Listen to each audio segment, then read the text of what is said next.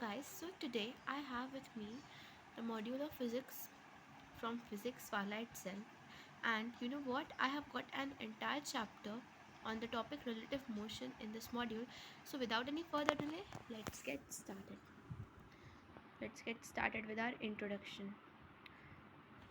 Okay, what is written?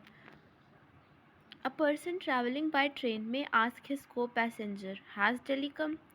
This statement seems to claim that Delhi is moving towards our passenger. We may say that his understanding of word is wrong, as all of us know that actually it is the train which is moving, not the huge city. तो यहाँ पे इसके कहने का मतलब है कि जब हम कभी भी ट्रेन में ट्रैवल करते हैं तो हम क्या बोलते हैं अपने को पैसेंजर से कि क्या ये जगह आ गई है, फॉर एग्जांपल क्या प्रयागराज आ गया है। तो ऐसे ही एक ट्रेन में पैसेंजर है वो अपने को पैसेंजर से पूछता है कि क्या दिल्ली आ गया है। तो ये स्टेटमेंट से सुन के ऐसा लगता है कि दिल्ली हमारे पैसेंजर की तरफ आ रहा है। तो हम ये कह सकते हैं कि इसकी वर्ड्स की अंडरस्टैंडिंग सही नहीं है, क्योंकि हमें भी पता है अच्छे तरीके से ट्रेन मूव कर रही है दिल्ली की तरफ, ना कि इतनी बड़ी एंटायर सिटी दिल्ली मूव कर रही है पैसेंजर की तरफ। If we observe from passengers point of view, we will realize relative to him all parts of train are at rest, which means relative to him train is at rest. Still, when passenger gets down from train, he is in a city, thus it must be the cities which are moving. इसका क्या कहने का मतलब है कि अगर हम passenger के पीओवी से देखते हैं तो क्या है, जो ट्रेन है वो एंटायरली वो मूव तो हो नहीं रही है, जहाँ पैसेंजर है वहीं ट्रेन है। पैसेंजर के रिस्पेक्ट में जो ट्रेन का मोशन है वो नहीं हो रहा है, और उसके बावजूद अगर वो किसी स्टेशन पर जाके उतरेगा तो क्या होगा, एक सिटी जा चुकी है और दूसरी सिटी आ गई है, तो वो तो यही समझेगा ना कि ट्रेन तो मूव कर नहीं रही है बट सिटीज़ चेंज हो रही हैं। तो इसका क्या मतलब है कि सिटीज़ ही मूव कर रही हैं। अगर हम पैसेंजर के पीओवी से देखते हैं तो तब के केस की मैं बात कर रही हूँ। The point is that when a person standing on ground says that actually it is the train, hence passengers sitting in train which is moving and reaching to Delhi, which of course is stationary, he is also right. The difference here is of reference frame. और एक point ये भी है कि अगर कोई भी व्यक्ति है जो कि ग्राउंड पे खड़ा हुआ है और वो ये बोलता है कि एक्चुअली असल में तो जो ट्रेन है, यानी कि जो उसके अंदर पैसेंजर है वो भी ये ही मूव कर रहे हैं और मूव करके दिल्ली तक पहुंच रहे हैं, जो कि ऑफ कोर्स दिल्ली स्टेशनरी है, वो मूव नहीं कर रहा है, तो वो भी सही है, पैसेंजर भी सही है और person standing on the platform वो भी सही है। तो यहाँ पे डिफरेंस क्या क्रिएट हो रहा है, there is a difference of this particular thing, reference frame. Okay, अब रेफरेंस फ्रेम क्या होता है, now we are going to study that what is reference frame. Okay, so let's get started.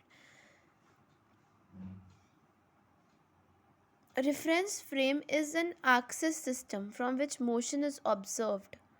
A clock is attached to measure time. Reference frame can be stationary or moving.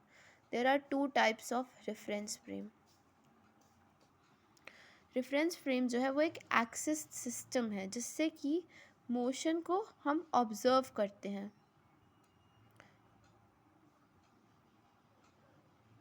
और time major करने के लिए हम एक clock को वहाँ attach कर देते हैं। रेफरेंस फ्रेम हमारा जो है वो स्टेशनरी भी हो सकता है या फिर मूविंग भी हो सकता है। दो तरह के रेफरेंस फ्रेम होते हैं, वी नो कौन कौन से, inertial and non inertial, but यहाँ पर देख लेते हैं, ठीक है। if the velocities of two bodies are known with respect to a common frame of reference, velocity of one body relative to the other can be determined. Thus, if velocities of two bodies p and q with respect to earth are vp and vq respectively, the velocity of the q relative to p is expressed as follows: vqp क्या होगा, vq minus vp। तो ये क्या बोल रहा है कि अगर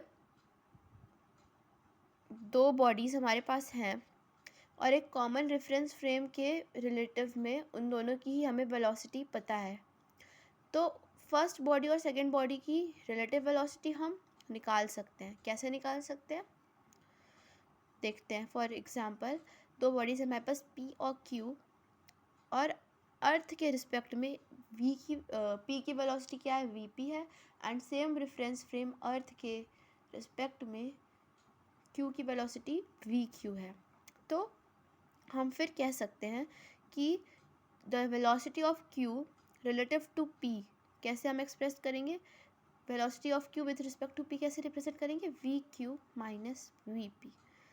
If two bodies P and Q are moving along the same line in the same direction with velocities Vp and Vq relative to ground, the velocity of Q relative to P is Vqp is equal to Vq minus Vp। अब अगर दो bodies P और Q हमारे पास हैं जो same line के along move कर रही हैं, मतलब लीनियर मोशन कर रहे हैं, और डायरेक्शन भी दोनों की सेम है, और एक की वेलोसिटी Vp है और Q की वेलोसिटी Vq है, किसके रिस्पेक्ट में या किसके रिलेटिव, ग्राउंड के रिलेटिव यानी कि अर्थ के रिलेटिव। तो velocity of Q relative to P क्या हो जाएगी, V Q minus V P. अगर हमारे पास V Q minus V P positive आ रहा है तो इसका क्या मतलब है कि वी क्यू पी की direction, if it is positive the one just a second, if it is positive the direction of VQP is same as that of Q, and if it is negative the direction of VQP is opposite to that of Q। तो जो relative velocity होगी we Q P की, उसके बारे में ये बता रहा है कि अगर हमारे पास रिलेटिव वेलोसिटी पॉजिटिव आ रही है दैट मीन्स कि ये जो रिलेटिव वेलोसिटी है ये क्यू की डायरेक्शन में होगी, बट इफ़ हमारे पास रिलेटिव वेलोसिटी नेगेटिव आ रही है तो इसका मतलब है कि ये जो डायरेक्शन है वी क्यू पी की वो क्यू के ऑपोजिट होगी। It is worth noting here that in dealing with the motion of two bodies relative to each other, V relative is the difference of velocities of two bodies if they are moving in the same direction, and is the sum of two velocities if they are moving in opposite directions. If two तो ये क्या बोला इसने कि ये note करने लायक बात है, यानी कि it is important to remember कि जब दो बॉडीज़ का रिलेटिव मोशन हो रहा होता है तो जो इनकी रिलेटिव वेलोसिटी होती है, तो अगर वो दोनों बॉडीज सेम डायरेक्शन में मूव कर रही हैं तो उनकी जो रिलेटिव वेलोसिटी होती है वो इनके डिफरेंस के बराबर होती है, वेयर एज अगर दोनों बॉडीज जो कि रिलेटिव मोशन शो कर रही हैं वो ऑपोजिट डायरेक्शन में मूव करती हैं तो रिलेटिव वेलोसिटी दोनों बॉडीज़ के वेलोसिटी के सम के बराबर होती है। Okay, so it is worth highlighting.